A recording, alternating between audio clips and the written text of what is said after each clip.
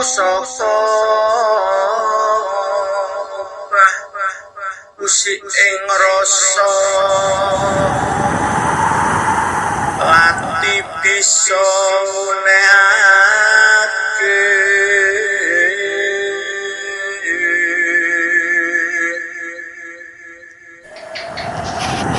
Assalamualaikum warahmatullahi wabarakatuh.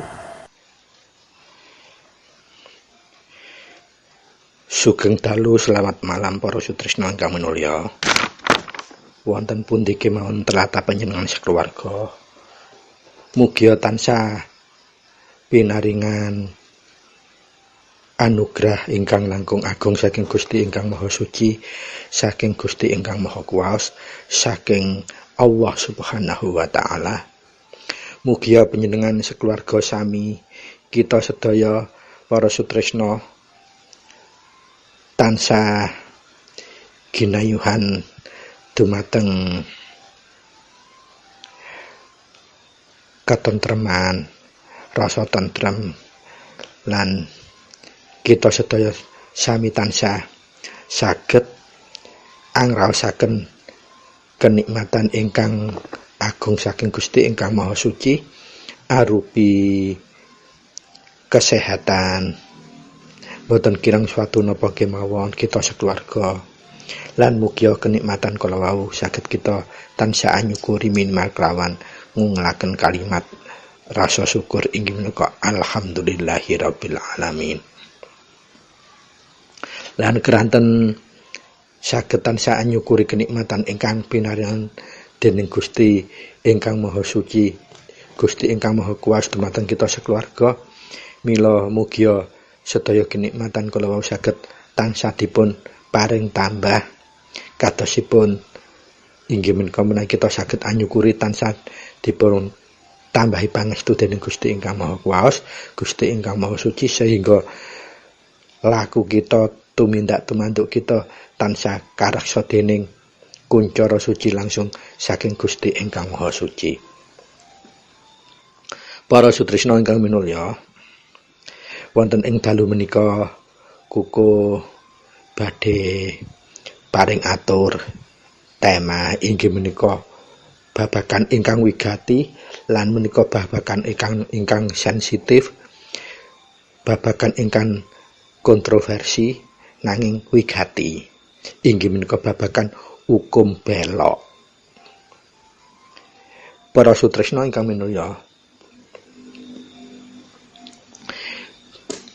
babagan hukum belok menika mulai jaman sugengipun Rama Semana ngantos dumugi jaman sakmenika tansah tarik ulur andadosaken babagan ingkang paling wigati tur sensitif kangge dipun rembag.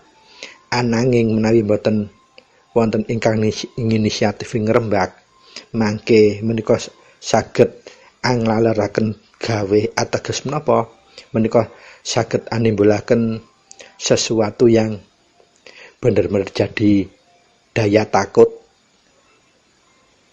dengan dua kemungkinan. Takut karena kita tidak mengerteni, dan takut karena kita memang benar-benar tidak siap untuk menjadi putra. Nah, dua hal menika wanci sesuatu yang lazim terjadi. Pramila sedaya kadang tuwin para putra Rama kedah kagungan kawicaksanan, kagungan panguwasan kangge nyikapi migateni babagan hukum belok menika supados menapa kaweruh pangerten lan pemahaman hukum belok menika saged dipun terapaken sebagaimana hal yang seharusnya ingkang semestinya. Khususipun boten andadosaken rasa takut ingkang berlebihan keranten menapa dawuhipun Rama ingkang kula aturaken kala wingi, babagan wekdal putra menika kuwatir menawi sampun dipun tilar Rama balik dhateng alam kelanggengan mangke dos pundi putra menika. Lajeng Rama negesaken bilih putra menika tansah dilenggahi Rama. Inggih menika wonten pundi? Wonten telengipun rasanipun sedaya putra. dan Rama tidak akan kemana-mana. Karena apa? Rama piyambak menika hakikatipun ingkang maha urip, Rama piyambak menika hakikatipun ingkang maha suci. Inggih menika Gusti ingkang maha suci piyambak. Pramila boten bakal dateng pundi-pundi tansah lenggah wonten ing telengipun rasanipun putra. Pramila menika cunduk sanget menawi kita kagem bahas hukum belok ingkang simpang siur tumpang tindih pemahamanipun, bahkan cenderung arahipun salah fungsi untuk dijadikan warning utawa pepeling kagem sesami putra. Keranten napa? Keranten menika ingkang dipahami adalah kekhawatirannya, tetapi kesadaran untuk memahaminya kita masih belum mau menjangkau hakikinipun. Para sutresna ingkang minulya, pramila monggo saderengipun bahas kados biasanipun kita kedah tetep nata niat kita, jembaraken penggalih kita, nglapangaken dada kita lan ngalusaken rasa jati kita, khususipun keranten ing episode menika, episode 013 ing salebete taun 2021 menika. Tema ingkang paling wigati, tema ingkang paling sensitif, tema ingkang tasih kontroversi hingga Rama sampun wangsul dhateng alam kelanggengan menika tasih menjadi tabir. Kenging napa menjadi tabir mangke kok badhe aturaken gamblangipun kados pundi.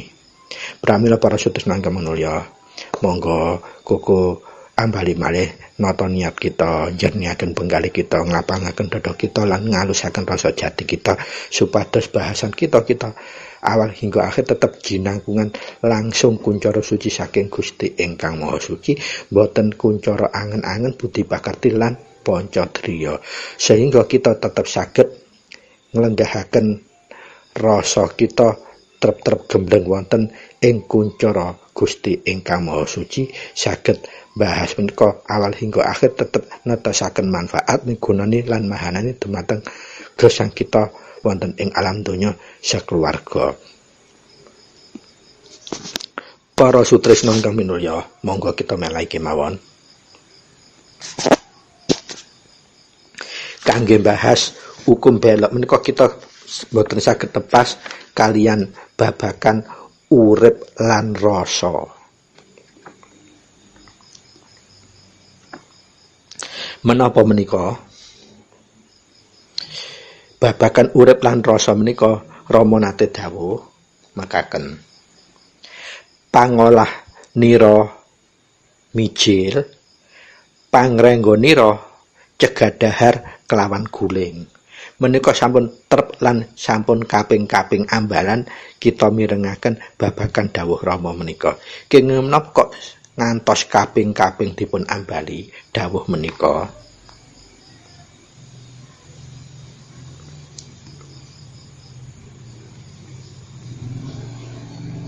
Keranten masalah pangolah lan pangrengga menika estu kagem pusakanipun putra, baik kita dalam rangka nggulung napa malih gelar gesang kita wonten ing alam donya. Pangolah kita ngagem mijil, pangrengga kita cegadahar kelawan guling. Para sutresna ingkang minulya,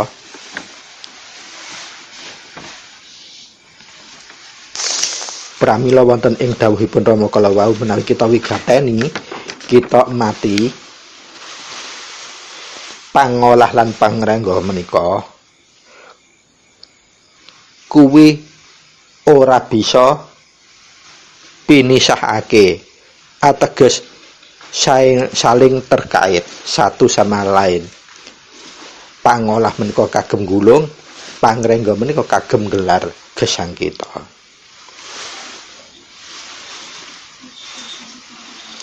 Dados pundi menika arahipun pangolah lan pangrengga menika?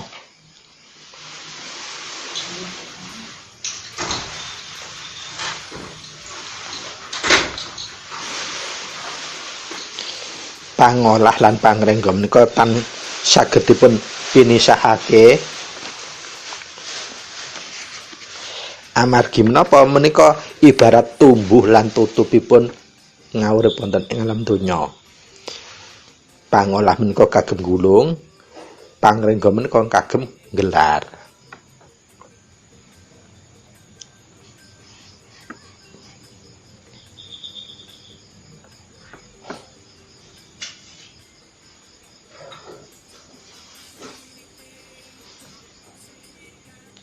Mula pangolah lan pangrengga menika boten saged dipun pisahake. Saumpamanipun olehe pangolah kelawan mijil, temenan, ananging ragane utawi budine tasih boten mapan inggih dados cacat. Artosipun cacatipun tumindak. Lajeng menawi cacatipun tumindakipun raga inggih tetep angsal sesikunipun denda. Amargi ngliwaraken dawuhipun Rama. Mula sabdanipun Rama, sabda lan dawuh iku pulet pinuletan tan bisa pinisahake. Padha karo urip lan rasa. Urip iku sifate Buddha nanging kuwasa. Menika garis bawahipun. Urip iku sifate Buddha nanging kuwasa. Lah menika awal mulamanipun wonten istilah hukum belok. Urip iku sifate Buddha nanging kuwasa. Buddha kenapa wis ora wigati mbuh putra iku laku lan tumindake sakarepe nanging tetep kuwasane urip iku tetep nagih janji, nagih rasa. Rasa apa? Rasa blewak janjine sing ora diterapake tetep ditagih. Nah menika asal mulanipun medalipun tetembungan hukum belok riwayatipun. Para sutresna ingkang minulya monggo kita lajengaken.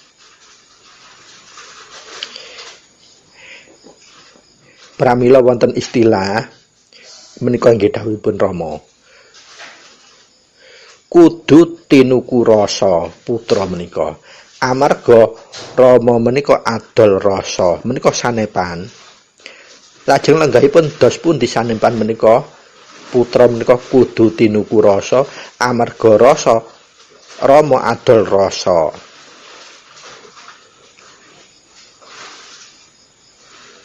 Ategesipun laku temen-temening temenan menika inggih menika aturipun Rama. Mula Rama dawuh, yen arep tuku ya tuku tinuku sing temenan. Menawi mboten temen-temening temenan menika kados pundi pertanyaanipun? Inggih ora antuk rasa, dados resikone lan ora temen-temening temenan ya ora antuk rasa. Artosipun sinebutake antuk sesiku utawi denda, umpamane banjur ana paweleh lan rubening raga, rubedaning raga. Lah menika kan sampun estu-estu terang benderang cundukipun. Lamun kita gulung lan gelar tanpa migateni dawuhipun Rama, pasti gulunge tan antuk rasa, gelare ya ragane iso dadi cacat. Cacat apa? Cacat tumindak. Lah, rasa ora bisa antuk, tumindak ya cacat tumindak. Mesti wae oleh sesiku denda. Rubedaning raga. Dadi raga ya ora bisa tenang tentrem amarga ya kuwi wae rasane wis ora antuk. Lah, saking ilustrasi sekedhik niku kala wau sampun gambaraken lenggahipun hukum belok menika estune kados pundi. Monggo kita lajengaken para sutresna. Dawuhipun Rama malih, yen arep tuku ya kudu tuku temenan, tinuku temenan. Artinya kalau kita bener laku, ya laku temenan. Lamun kente arep tumindak ya tumindak sing temenan kelawan pangumbahing raga. Menawi laku ya tetep sing trep kabeh dawuhipun Rama numindakaken wahyu eka buwana panca wahyu panca gaibipun.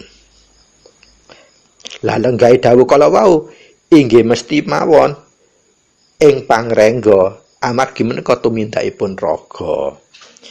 Lamun menika lakunipun gulung inggih menika saya gacolanipun amung rasa inggih menika urip piyambak.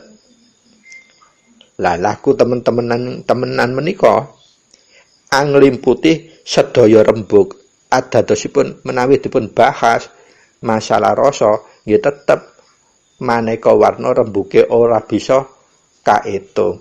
Uga kosok wangsulipun rembaganipun raga tumindak. Angen-angen budi pakerti lan pancadriya inggih sami angliputi sedaya kabehing rembug maneka warna. Ateges boten saged dipun rembug kelawan sederhana. Kuncine menapa wonten eling-elinging temenan. Ingkang kula aturaken wonten edisi kirang langkung edisi 21 ing taun 2022. Samumbarang tumindak menika supados eling lan waspada menika kerdhatata titi-titis surti lan ngati-ngati menika cekakipun. Menawi kita ngabehaken menika tata titis surti ngati-ati ya pasti mangke gulunge ora antuk rasa, gelare ragane ya cacat tumindak sehingga kenging sesiku denda. Lah pertanyaane apa kabeh sesiku denda iku hukum belok? Lah menika kedah ingkang dipun wigateni menapa dawuhipun Rama kala wau. Miturut dawuhipun Rama malih ing samubarang gawe kudu tinuku kanthi temen-temening temenan. Aja ragu-ragu, aja uwas semelang, ana niat banjur lenggawa wae. Menika kuncine untuk mengatasi supaya mboten kenging hukum belok. Aja ragu-ragu, baik gulung maupun gelar, sebatas laku lan tumindak kita gegecolan dawuhipun Rama. Aja uwas lan sumelang, ana niat, dadi niat menika ingkang nentukake niat kagem laku utawi tumindak, banjur legawa wae. Apa hasilnya dilegawa wae, diplongake, disumeh pasrah ing ngarsane Gusti utawi ing asane Kang Maha Urip. Menika dawuhipun Rama kagem putra kang sampun keparingan laku. Dados putra menika sedaya harusipun kedahipun sampun pinaringan laku. Laku napa? Laku wahyu eka buwana, laku wahyu panca gaib. Para sutresna ingkang minulya monggo dilepun lajengaken. Dados menawi ngutip sabda dawuh pangandikanipun Rama tentang rumusan definisi hukum belok piyambak, Rama dentreng negesaken ingkang saestu. Menawi kukut pinaringan dipun ijinaken badhe ngaturaken. Intunipun wonten ing dawuh sabda dawuh pangandikanipun Rama sampun dipun aturaken dening Rama nalika wonten satunggali putra tangket. Lajeng dos pundi ingkang winastan hukum belok menika sejatinipun. Rama atur mekaten. Hukum belok kuwi kang tinibakake lan banjur ora antuk pangapura maneh utawa jombe jujog. Lah lajeng dos pundi menika keteranganipun estunipun ingkang saged maneges dados patokan sedaya putra. Lajeng salah setunggalipun putra kala wau nyuwun konfirmasi. Lajeng paukuman kala wau kagem sinten Rama? Rama negasaken bilih kuwi kangge putra. Artosipun wanci hukum belok. Hukum belok menika sesiku denda ingkang klebu paukuman kagem putra. Nanging wonten wewengan mekaken tasih dereng wonten ketegasan ingkang dados gecolan batasanipun hukum belok estunipun. Kados mekaten aturipun. Ing wewengan kuwi durung apa dudu hukum belok. Nanging hukum belok kuwi luwih gawat lan luwih abot ngepok. Sebab ora bakal pikantuk pangapura ora mung nalika uripe wae nanging tekane pati. Ateges paukuman langgeng. Saumpama diwunuhake pangapura utawi kasampurna ya wis ora bisa. Ateges hukum belok menika sampun ngepok. Siku denda ingkang paling ngepok. Padha karo sukma titah malah luwih asor saka kuwi. Amarga menawi sukma titah menika tasih saged dipun suwengenaken pangapura kelawan mijil panyampurna. Nanging hukum belok menika boten saged. Keranten wewengan keterangan kala wau inggih gegirihi nanging tasih dereng nyebataken jelasaken secara tegas hukum belok menika kados pundi batasanipun. Salah setunggal putra kala wau tetep nyuwun konfirmasi.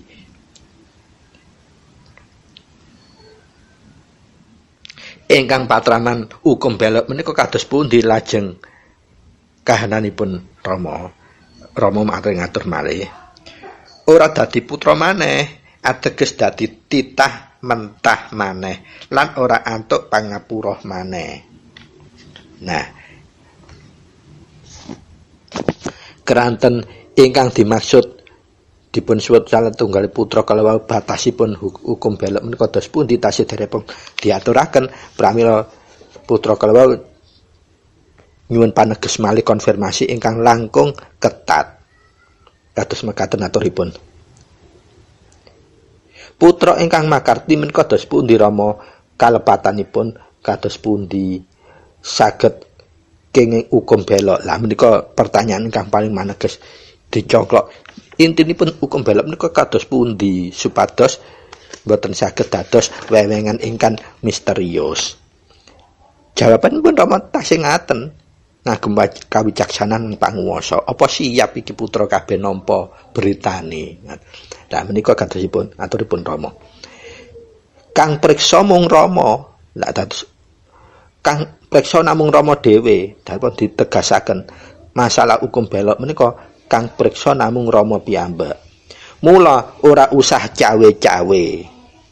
Mula ora usah cawe-cawe artose aja kepingin maneges nemen-nemen. Kang Baku nindakake dawuhipun Rama. Lah menika solusinipun Kang Baku nindakaken dawuhipun Rama. Lah tugas abdi kekadangan, bakti kekadangan, monggo panjenengan inventarisir sedaya dawuhipun Rama menika mulai A sampai Z menika panjenengan terbitaken kelawan buku saku. Nah menika tugasipun pengurus baik yang masuk kapribaden utawa ingkang masuk Gunung Damar keranten napa ingkang madahi penghayat laku Eko Buwana Panca Gaib menika wonten ingkang mlebet kapribaden wonten ingkang mlebet Gunung Damar. Lah monggo panjenengan sampun cuman fokus organisasi kemawon, sun-sunan kemawon, kewajiban organisasi inggih menika paring pepadang supados sedaya anggotanipun saged laku ingkang treping temenan.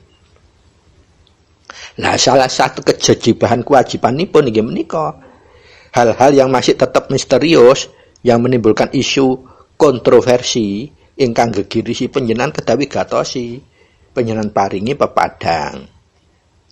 Bahasa syariatnya kalau dalam MUI atau kepengurusan yang berkaitan dengan laku rohani paring semacam fatwa. Nah, salah satu cara yang bisa dilakukan Lah inggih menika menginventarisir apa saja sih dawuhipun Rama A sampai Z itu panjenengan rangkumaken dados buku saku. Kuko nate keparingan dening kadang sepuh putra Rama sepuh maksud misalnya sepuh usianipun nang sepuh lampahipun panjenenganipun estu wigati trapsilan gulung lan gelaripun ingkang paring asma Kang Mas Jamal. Piyambakipun paring nate ngaturi kuko buku saku inggih menika pambukaning rasa ingkang kahimpun dening Mas Pratikna sekawan insyaallah ingkang ngimpun. Lah menika buku ingkang manfaat kagem gacolane para putra menawi belajar titik demi sedikit. Lah sekarang yang marak itu adalah buku yang diterbitkan salah satu yayasan, entah itu Gunung Damar, entah itu penghayat kepribadian atau kepribadian, yang ada teks di suatu halaman itu hukum belok. Nanging ingkang disebutaken wonten ngrika namung tahapan-tahapan pilingipun. Tetapi yang kadosipun yang diutamakan kepingin disodorkan pada orang yang pegang teks buku tersebut adalah titik-titik kalau dianggap menurut pendapat dia itu sudah tidak terpulang wulru Rama, dianggap itu hukum belok langsung disodoraken. Nah, menika estunipun pemanggihanipun kukuh pribadi kirang wicaksana. Keranten napa? Itu tidak berikan solusi, hanya memberikan daya takut, nakut-nakuti kemawon. Lah, saran kritik kukuh menawi saged baik itu kapribadian, baik itu Gunung Damar, monggo panjenengan mulai menginventarisir apa-apa yang menjadi kendala para putra dalam menjalankan dawuhipun Rama ingkang estu. Lah, tentunya yang harus kita rangkum untuk utama yang lebih pokok adalah kita membuat inventarisir apa saja sih dawuhipun Rama menika A sampai Z menika, sehingga kita saged punya pemahaman oh iki kabeh dawuh-dawuhe Rama A ngantek Z, sehingga punya nuansa pemahaman yang lebih kompleks dalam memahami dawuhipun Rama keseluruhan.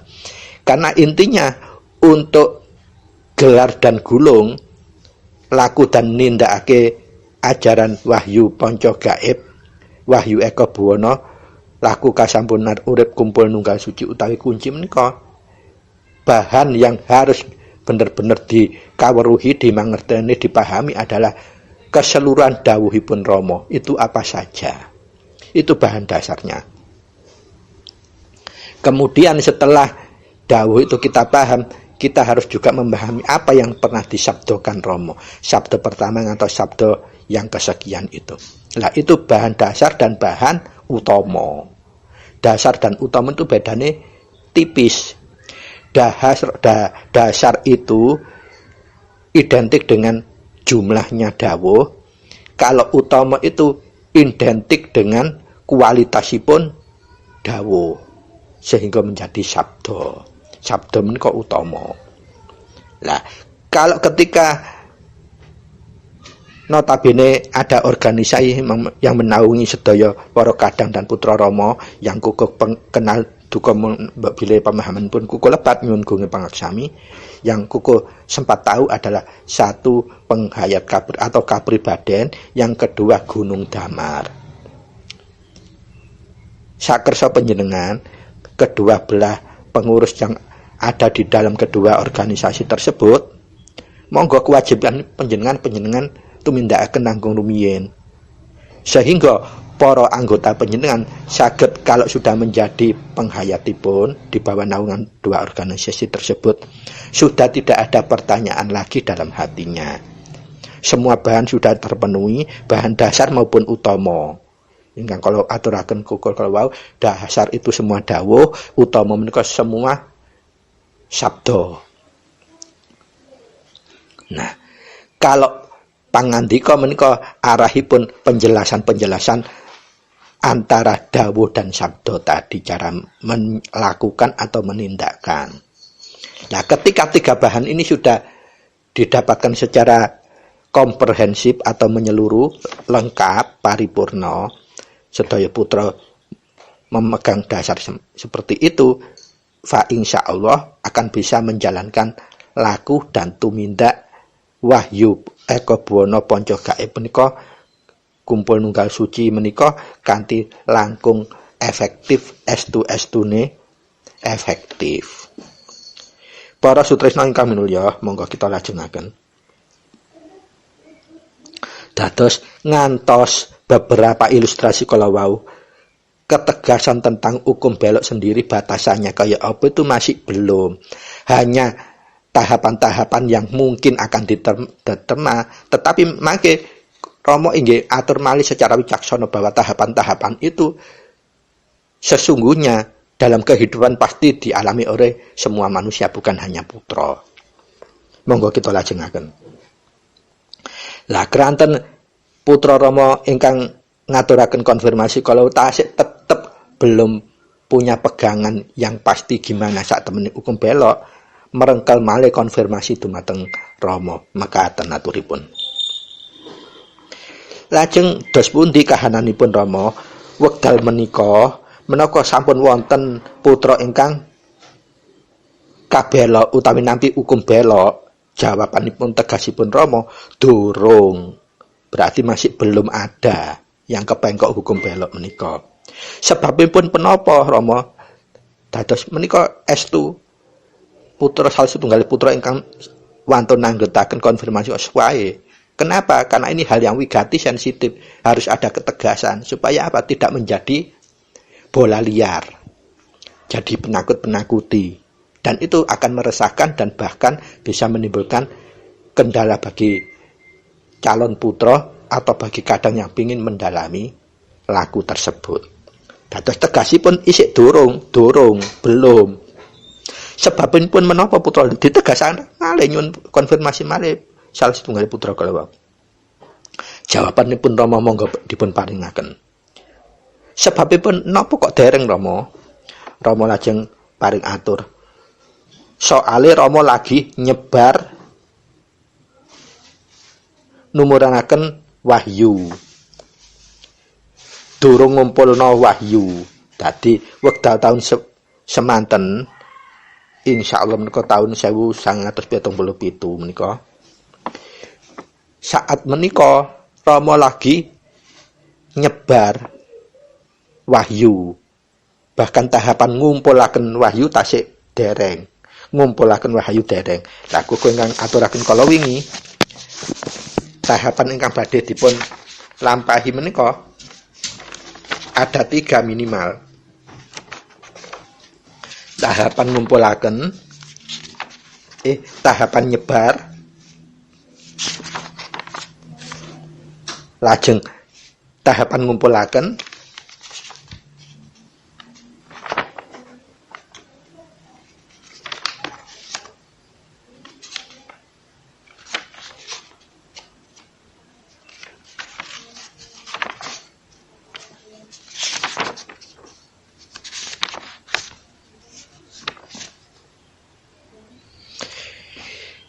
dados tahapan-tahapan yang akan ditargetkan Rama untuk jejibahan manunggalaken sedaya menungsa ing saantero jagat raya menika wonten 3 tahapanipun. Ingkang pertama andum utawi nebaraken wahyu, ingkang kedua utawi loro ngumpulake wahyu, ingkang ketiga inggih menika nglungguhake utawa anggemblengaken wahyu kala wau.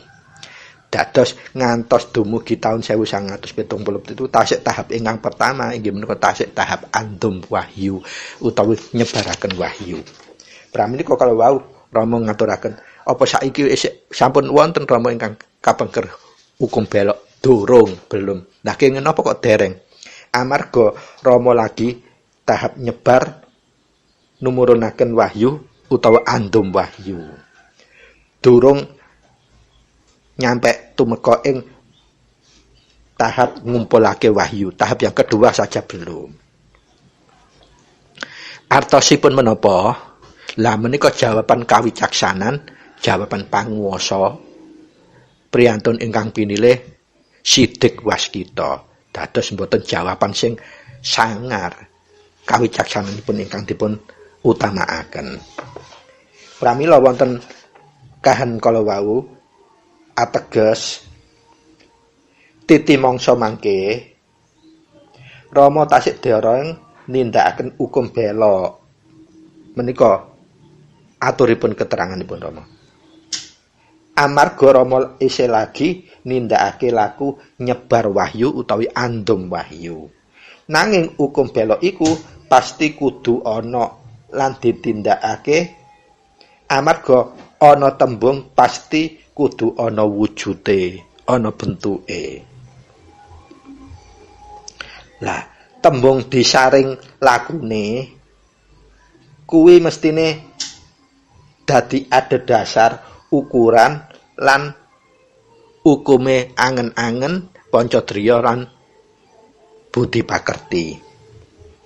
Ateges napa? Dados hukum bela itu tumeka atau tidak sebetulnya babakan permasalahannya ada pada laku gelar.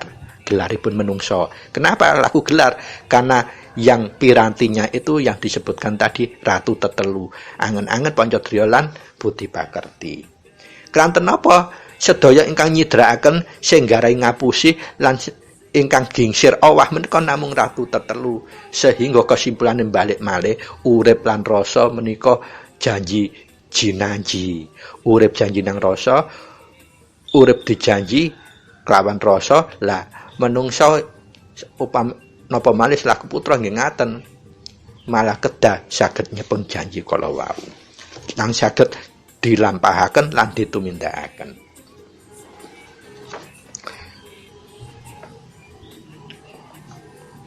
Pramila para sutresna, wonten tembung ana putra kang budine kelewat alone. Dudu pakaryan menika, tapi budi karakter. Saka panalitian lan paniti preksa para kadang inggih martakake kados mekaken dados terkadang putra mangke nggih saged akhire pakartine malah mleware nemen. Lah menika terjadi nalikane salah setunggal putra lajeng medal kemingsune kebat kliwat sundul langit sehingga wani buka semacam bendera. Bahasa kasarane padepokan lah. Lajeng laku manunggalake manungsa liyane utawi kadang. Lah, tembung manunggalake menika boten wewenanganipun menungsa, keranten menika wewenanganipun Rama.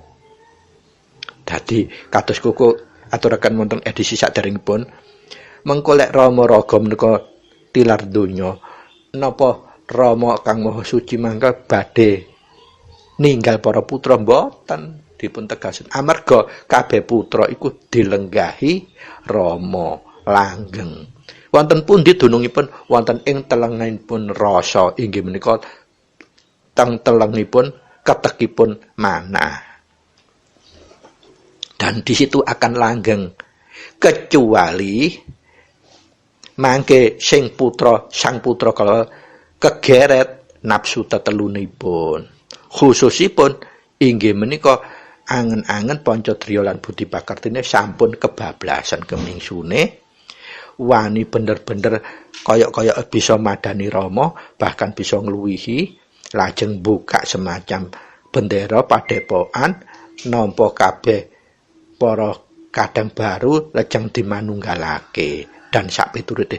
Lah ingkang paling parah apa meneh wani mungut biaya. Mbuh iku diistilahno mahar, mbuh iku di istilahno gawe ganti administrasi dan seterusnya, itu sampun kebat kliwate. Lah ini kemungkinan besar bisa kelebu kenging siku denda hukum belok kala wau.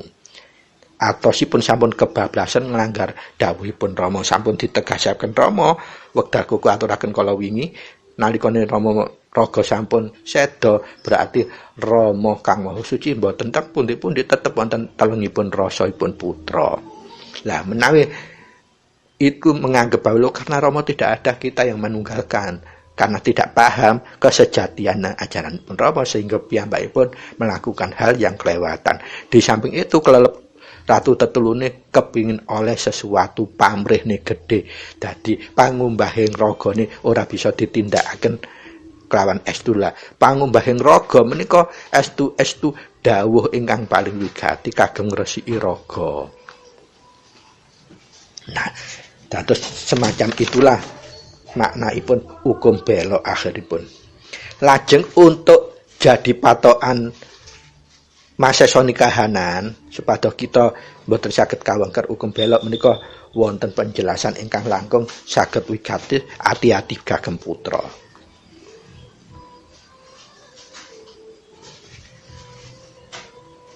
Nah, menungso dan kadang itu artinya sudah nampa kunci. Lek menungso iku gurung ngerti kunci, gurung mengenal kunci, tapi kalau sudah kadang sudah mengenal kunci, entah dia minta dari bini sepuh yang mana, itu terserah dia.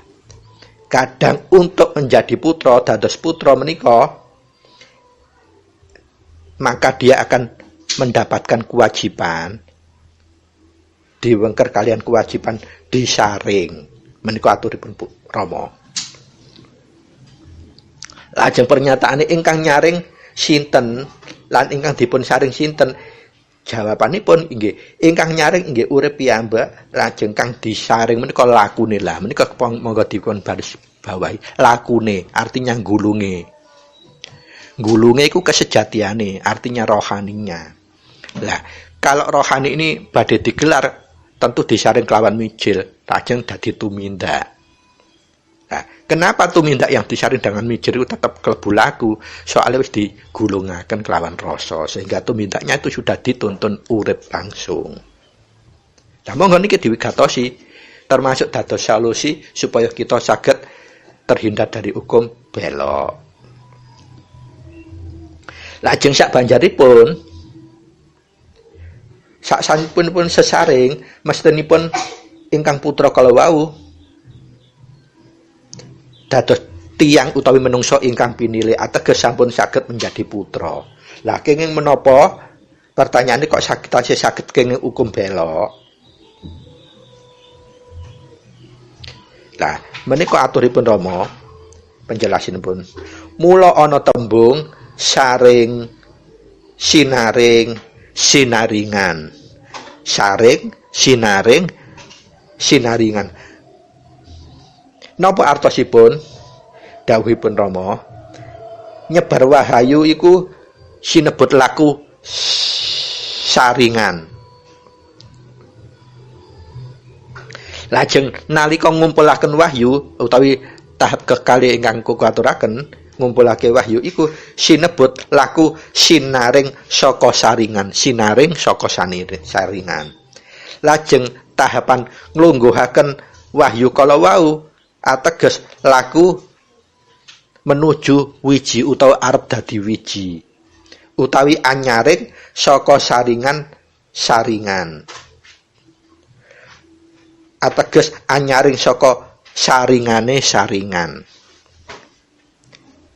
Terus pun di cara memahami panjenengan gatosaken ingkang pertama laku andum wahyu menika sami hanya untuk lakune saringan. Dados saringan iku lagi dilakokake utawi mulai dienggo nyaring. Nyaring apa lakune menungso.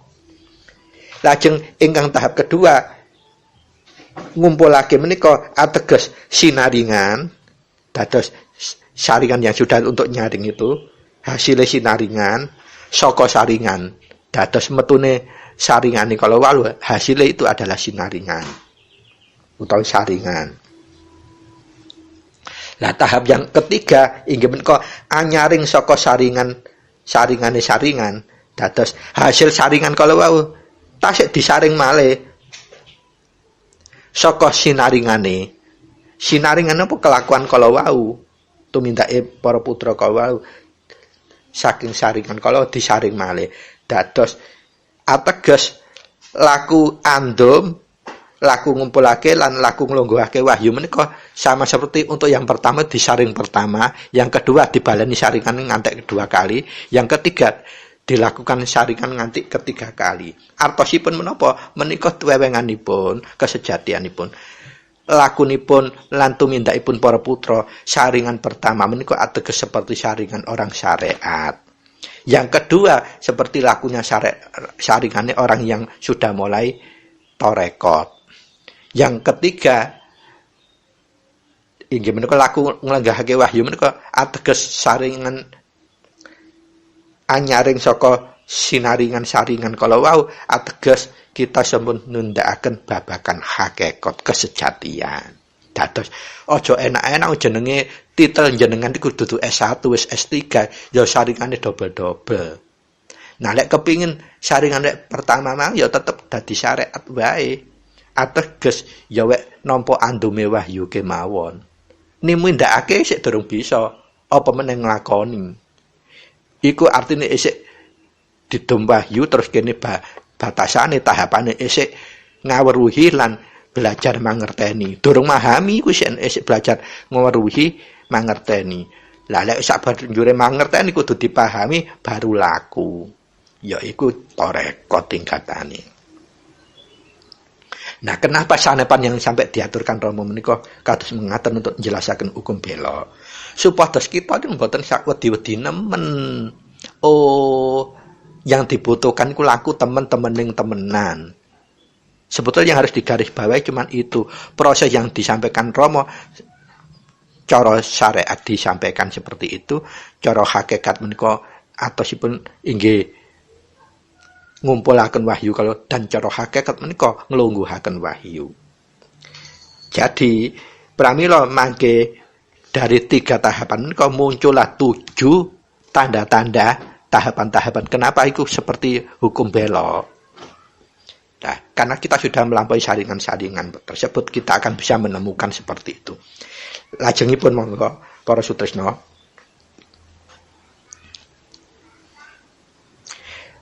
Dados menawi kita sampun paham 3 tahapan kalau wau, maka kita bisa milah tahapan untuk pepeling itu harusnya kalau mau nampa hukum belok itu ada pepelingnya atau tanda-tandanya.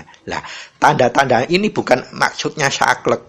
Senaosa kita bukan putra, manusia biasa akan juga mendapati kahanan kayak gitu, karena itu suatu proses atau siklus kehidupan. Tidak ada kehidupan yang mulus, seneng terus, atau sebaliknya nggak ada kehidupan yang benar-benar menderita terus. Pesta itu pasti akan berlalu, termasuk juga penderitaan itu. Dayung sampan itu akan pasti mencapai pada pelabuhan. Nah, tanda-tanda menika yang kedah kita wigatosi karena kita orang laku. Apa itu? Jadi bahasa yang diaturkan Rama itu peling. Jadi menungsa ku kabeh akan bisa kena hukum belok.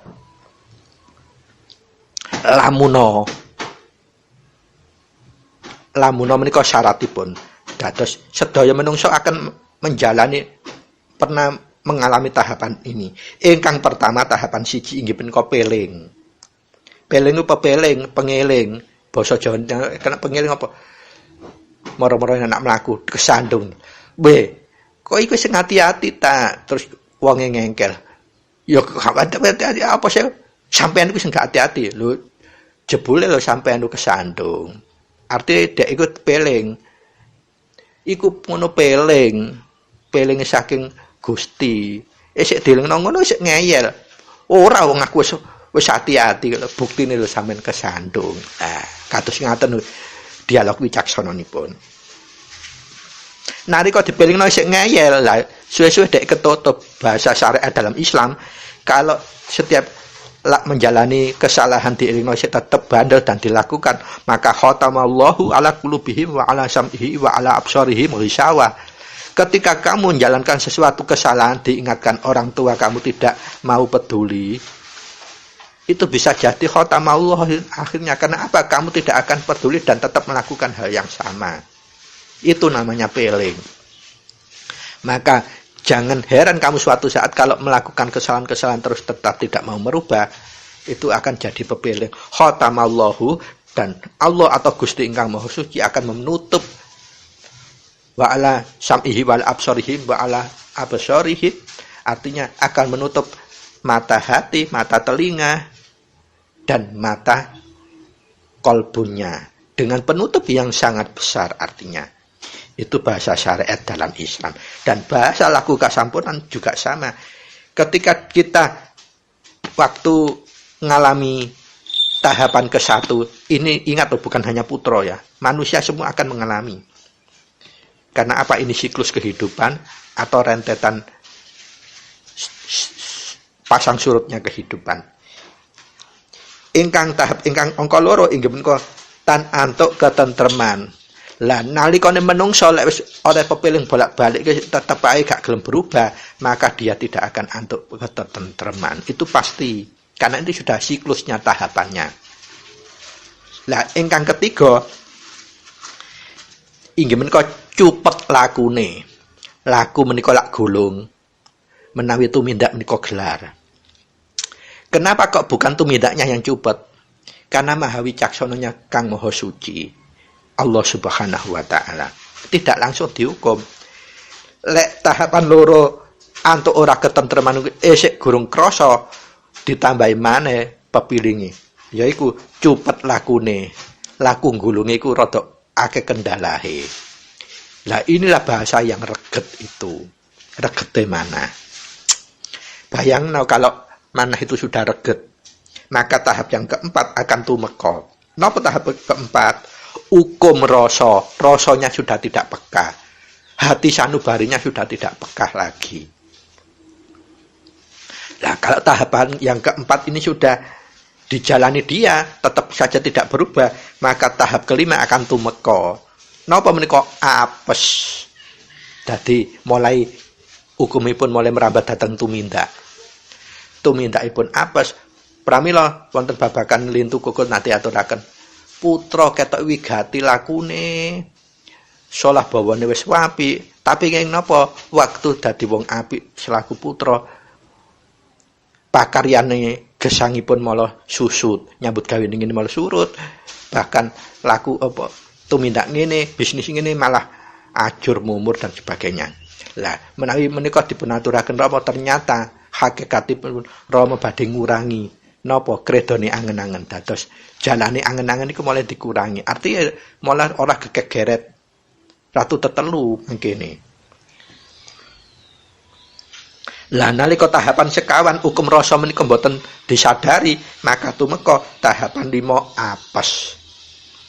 Jadi menika sampun dipun hukumi piyambak panjenengan. Kan koko kalau ngaturaken, jadi sing ngerti hukum belok iku namung Rama dhewe, Rama Kang Maha Suci, Allah Subhanahu wa Ta'ala, Kang Maha Urip. Duduk menungso, duduk wewenangane menungso. Bahkan Rama piyambak kalau ngaturaken, aja cawe-cawe urusan iki, tapi kudu dimangerteni. Kangge apa? Gawe wawasan diri sendiri supaya luwih ati-ati. Duduk gawe wong.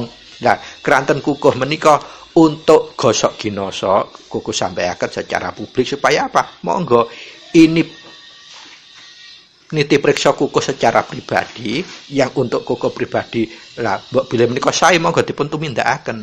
Menawi panjenengan mbok kagungan pendapat itu nggih monggo sampun dianggep wonten menika napa ingkang kuku aturaken. Nah, setelah kahanan yang kelima itu apes itu masih sudah temeko tapi gak nyadari, tetap esek tawa bandel. Maka kahanan ingkang 6 mandhap. Napa menika kahanan 6? Ilang panguwasane, ilang prabawane. Nah, monggo kembali datang hakiki nggih. Panguwasa secara hakiki menika kemampuan kita untuk menjadi pelaksana kasih sayang, pelaksana welas dan asih pada semua orang, apapun, dimanapun, kapanpun, dan kahanan apapun. Itu panguwasa. Lah prabawa menika kuncara, aura.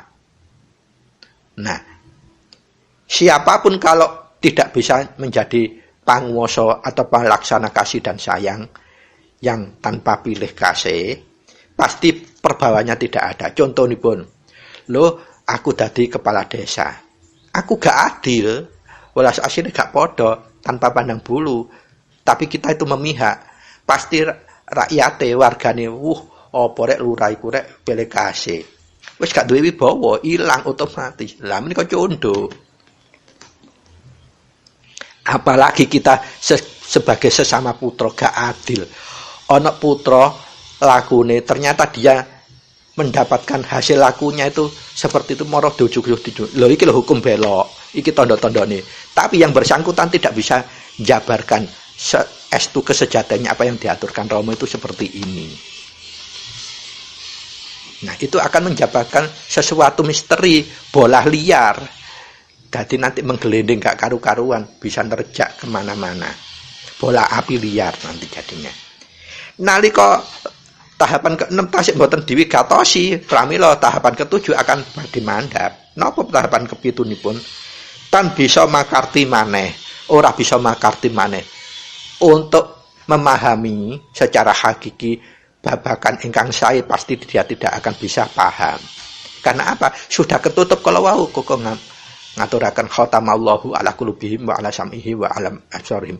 Khatamallahu ala qulubihim, akan ditutup oleh Allah, oleh Gusti Yang Maha Suci hatinya, penglihatannya dan pendengarannya dengan penutup yang sangat-sangat tebal dan besar. Bayangkan kalau hati kita tertutup, maka tidak akan bisa makarti apa maneh, memahami apa maneh. Apapun tentang kebaikan dia tidak akan bisa diberikan hidayah, diberi kuncoro suci, nggak bisa dunung. Lah kalau ini sudah benar-benar dialami dan dia tidak menyadari, maka tahapan yang ke-8 akan diturunkan. Apa itu?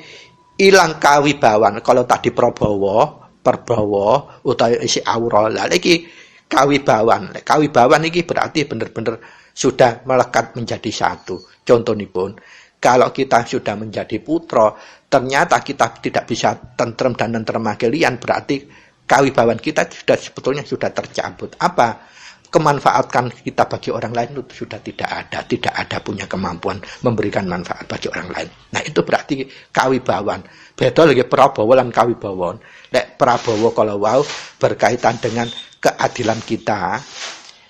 Kalau kawibawan menika melekat jadi satu pada diri kita. Lah kalau tahapan ke-8 sik gorong iso eling, yang terakhir dijatuhkan atau diberikan kepada yang bersangkutan. Apa itu? Kacabut palenggahanipun. Pelanggahan sedaya perkawis. Nalika wekdal menika saumpamane putra menika sebagai karyawan, pasti suatu saat dia akan kena PHK. Kacabut. Nalika piyambakipun menjadi tokoh di suatu organisasi, nanti akan tercabut. Bahkan kalau dia punya jabatan yang bagus, kecabut. Lah kecabut menika saged arti harafiah dan arti hakiki. Lah kecabut harfiah itu arti umum, kalau hakiki itu yang kecabut sebetulnya derajat dia sebagai manusia suci, kecabut. Wallahu a'lam bishawab wa na'udzubillah min dzalik. Kalau sudah kedawahan tahap yang ke-9 kalau wau. Pramila para sutresna, kesimpulanipun sedaya kaya wau sajatosipun menawi badhe ngaturaken wedaranipun menika mboten sedina mboten tutuk tasik kuwata. Inti dari semua simpang siur berkenaan hukum belok menika monggo sampun dipun kaprahaken langkung tebe titik-titik disodono hukum belok, jangan. Itu akan menjadi kendali bagi siapapun yang ingin menjadi orang yang baik dadi gagal. Dan itu akan juga menimpa diri Anda akibatipun. Karena apa? Seorang yang ingin laku baik ternyata gagal karena penjenengan weden-wedeni hukum belok, maka akibatnya akan juga menyimpati kepada Anda. Nah, bagaimana pertanyaan untuk mengatasi supaya mboten saged kawengku dening hukum belok menika? Lah aturipun Rama ingkang menika resep langsung saking Rama namung sederhana. Inggih menika nalika kita nemoni kahanan napa kemawon ingkang boten nyeceki kalian ratu tetelu kita ndak puas, protes. Yang harus dilakukan kita pegangan pangumbahing raga, terutama rila legawa utawi ikhlas. Kenapa harus begitu? Karena pertanyaannya, apa duwe daya menungso iku?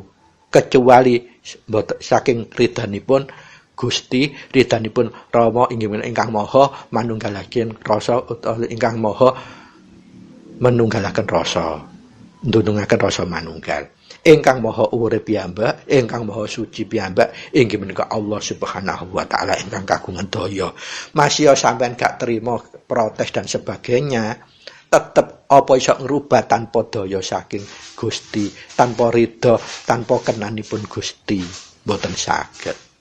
Pramila solusi pertama yang diaturaken Rama inggih menika rila legawa sumede ing karsane Gusti ingkang maha urip utawi urip, Gusti ingkang nglenggahaken rasa manunggal utawi Rama, Gusti ingkang maha suci utawi Gusti ingkang maha kuwasa kanthi temen-temening temenan utawi sadar. Dados cekakipun pangumbahing raga menika penting sanget panjenengan pun diapalaken kemawon, tapi kudu paham bener-bener lek kaya ngene iku ya apa lungguhe ing pangumbahing raga, sebab akibat hidup itu. Lah menika ingkang menjadikan kita semakin dewasa menjadi putra Rama, atau kita bisa lebih arif dan bijaksana dalam hidup. Jadi ingat, hidup itu kita harus bisa memberikan manfaat yang semakin luas, bukan sebaliknya semakin nyupetaken orang lain. Dan semua tanaman itu pasti tukul. Panjenengan nanem candu, hasilipun candu. Gurung sampai ditanam lek konangan pasti ditangkap polisi. Karena apa? Itu sesuatu yang bisa menjadikan orang lain sesat. Semono ugi kalau kita tidak paham kesehatan, jangan untuk meden-medeni orang lain. Pahami dulu panjenengan secara hakikat, weruhi mangerteni. Karena apa? Semua putra Rama itu misi utamanya adalah bisa menjadi kitab suci ada makna. Nah, pertanyaannya patokan kitab suci ada makna berbudi bawa laksana iku sama dengan memberikan manfaat seluas-luasnya bagi sekalian alam, bukan hanya manusia, sekalian alam dan seisinya. Seisinya itu ya ada manusia, ada hewan, ada tumbuhan, dan ada makhluk gaib. Kita harus bisa memberikan manfaat lebih. Bahasa syariat Islam itu khairun nas anfa'ahum linnas. Artinya sebaik-baik manusia adalah orang yang bisa memberikan manfaat kepada siapapun orang lain. Itu intinya. Dados para sutrisno kuku ngaturi kesimpulanipun hukum belok menika wekdal ngantos 1977 Rama ngaturaken piyambak bahwa dorong diparingaken dhateng putra. Keranten napa? Karena tahapan waktu menika ngantos 1977 iku isik tahapan andum wahyu. Nah, masih ada 2 tahapan lagi. Tapi puncak-puncake yang dikonfirmasi, apakah itu nanti akan benar-benar diberikan kepada putra? Prayogane ojo cawe-cawe amarga masalah hukum berok menika apa jare Rama, apa jare Gusti ingkang Maha Suci ingkang kagungan wenang. Pramila ojo cawe-cawe. Mangertos mboten kalimat ojo cawe-cawe, tembung cawe-cawe. Ojo gawe meden-medeni wong. Panjenengan koreksi awake dhewe, apa wis bener awakku? Apa wis bermanfaat bagi liyan? Ojo sombong apa sing mbok duweni nalika kowe gurung manfaat kagem liyan.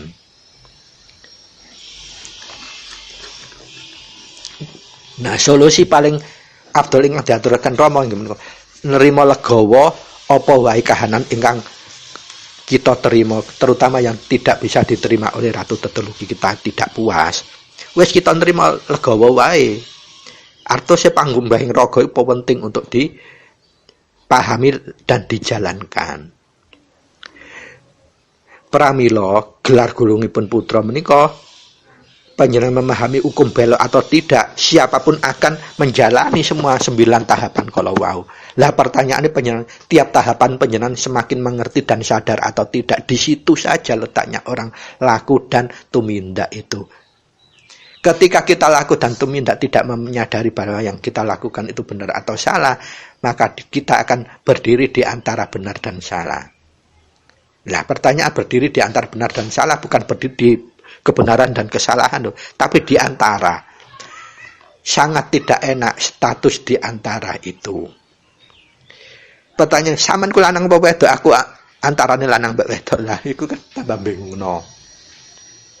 Sampean milih mendi? Iki sing apik, iki sing elek. Aku di antarane wae. Artinya apa panjenengan lu kaya wong bingung.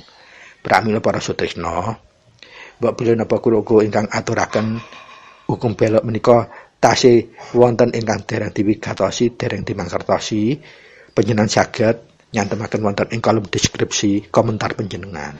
Monggo kita mardekake mawon. Laku kasampunan urip empun fanatik. Ojo sampean hanya bisa laku iki gak oleh dicampur-campur. Panjenengan namung bisa ngendika ngoten. Nanging panjenengan boten paham kesejatiannya dicampur-campur niku kaya apa. Bagi Kuko ini agamanya Islam. Tarekat Kuko yang Kuko jalani tarekat Islam itu Satoria. Lajeng tarekat Jawa yang Kuko jalani adalah aku kasampunan urip yang pertama, yang kedua itu kawruh batin tulis tanpa papan kasunyatan. Dua itu yang benar-benar Kuko lakon jalani. Apakah ini berarti Kuko mencampur-campur? Tidak. Semakin banyak pengertian pemahaman secara hakiki, maka Kuku akan semakin luas dalam berwacana. Untuk menjalani tembung wicaksana dan panguwasa itu, Kuku tumindak akan bisa sebagaimana porsinya. Nah, ketika panjenengan ngaku sebagai putra Rama, titik-titik masih bisa pilih-pilih. Siapa seperti di Facebook. Ada grup yang mengaku untuk ngayomi putra, tetapi karena iku duduk putra Rama murni, statusnya nggak pernah dimunculno. Itu sama seperti panjenengan sudah melanggar pangumbah ngraga. Apa? Ora bisa adil, ora sabar, ora jujur. Sabar nerima tresna welas asih, ikhlas kanthi ngalah. Nah, lamun kita dawuhnya Rama sendiri kita langgar secara sadar, padahal sebelumnya itu pasti kita dielingaken Rasulullah aku gak adil berarti. Yang bloko suto itu sebetulnya wis bebas kok kowe putra Rama latar belakangmu apa. Sing penting kowe bisa gaya hukum, iso nebar kebaikan, duduk saling menghujat. Itu yang harus kita sengkoyo. Dan yang penting bisa bermanfaat lebih bagi sesama dan yang lain. Itu patokanipun. Dados babakan hukum belok menika Rama piyambak sampun ngaturaken isik durung. Kenapa isik durung?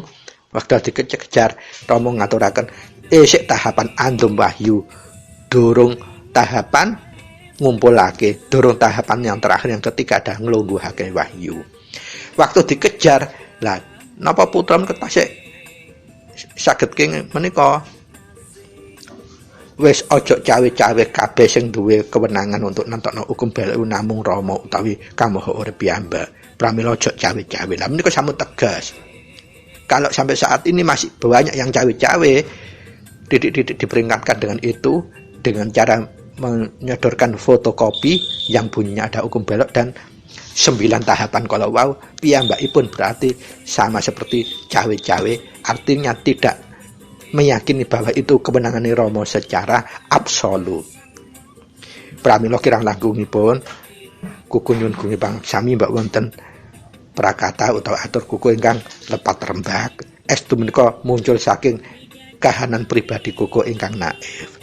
Menawi wonten manfaat miguna lan mahanani napa ingkang Kuku aturaken estu menika saking kuncara suci langsung Gusti ingkang Maha Suci. Pramila matur nuwun sanget wigatosipun billahi taufiq wal hidayah bi radha wassalamualaikum warahmatullahi wabarakatuh. Matur nuwun.